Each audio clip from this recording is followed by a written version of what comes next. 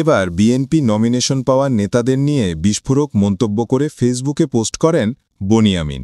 3 পোস্টে উল্লেখ করেন, কন্ডম হাতে দাঁড়িয়ে থাকা বিএনপি প্রার্থী। আমি যখন অস্ট্রেলিয়ান ইমিগ্রেশন ল প্র্যাকটিস করতাম, তখন জন্মদেশে যখন বেড়াতে যেতাম, তখন মাঝে মাঝে জন্মদেশের 2-1 বিএনপি মন্ত্রী বা এমপিদের আমন্ত্রণে ঢাকাস্থ তাদের ন্যাম ভবন কোয়ার্টারে যেতাম। আমাকে খুশি করার জন্য তারা 2002 থেকে 2005 অনেক কিছু করত। বিশেষ করে 3 জন বিএনপি মন্ত্রী বা এমপির অতিরঞ্জিত সেবার কথা আমি মৃত্যুর আগেও ভুলব না, যাদেরকে এখনও পুরো দেশ বা জাতি ফেরেস্তা বা তুলসী ধোয়া মনে করেন।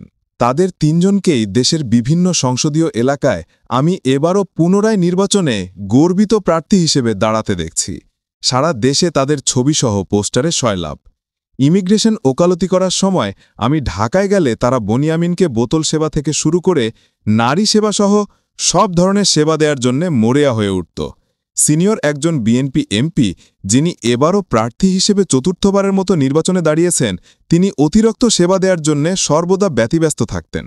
তাকে এক সন্ধ্যায় ঢাকায় আমার জন্যে তার ন্যাম ভবনের বেডরুমে মানে খাসরুমে একসাথে 3 জন ছাত্রী নিয়ে স্বাগতম হাসিতে লাইন ধরে বেডে বসে থাকতে দেখি। আমি রুমে ঢুকলাম, তিনি উঠে দাঁড়ালেন, কানে কানে কিছু বললেন আমাকে।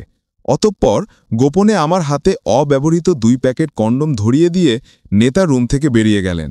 বললেন, যাকে ইচ্ছে তাকে রাখেন, নতুবা 3 জনকেও একই সাথে রাখতে পারেন।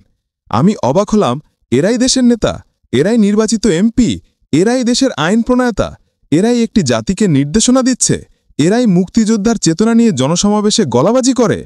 সেই এমপির দেয়া কন্ডমগুলো আমি ইস্তেমাল করে ছাত্রীগুলোর একটা ইন্টারভিউ নিয়ে 3 বা 4 মিনিট পর আমি রুম থেকে বেরিয়ে আসি, কারণ আমার চোখে তখনও আমার স্ত্রী ভেরোনিকার ছবি ভাসছিল, বরিশাইলা মেয়ের সেই ভয়ঙ্কর মূর্তি।